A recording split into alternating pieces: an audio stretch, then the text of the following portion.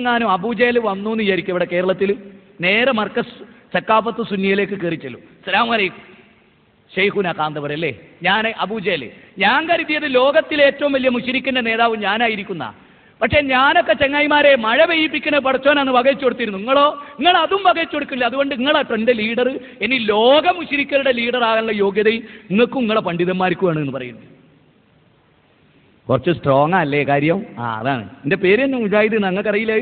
അതാണ് എൻ്റെ പേര് തന്നെ മുജാഹിദ്, ഞങ്ങൾക്കറിയില്ലേ? രക്ഷിക്കണേന്ന് പറഞ്ഞാൽ പേരോട് മുശ്രിക്കായി. രക്ഷിക്കണേന്ന് പറഞ്ഞാൽ പേരോട് മുശ്രിക്കായി. അല്ലാഹുൽ ഭൂമിയിൽ ചെയ്യുന്ന ഏറ്റവും വലിയ കരുണ സുന്നിയാകാതിരിക്കുക എന്നുള്ളതാണ്. ഒരു മനുഷ്യനോട് അല്ലാഹു കാണിക്കുന്ന ഏറ്റവും വലിയ കാരുണ്യം APK സുന്നിയാകാതിരിക്കുക എന്നുള്ളതാണ്.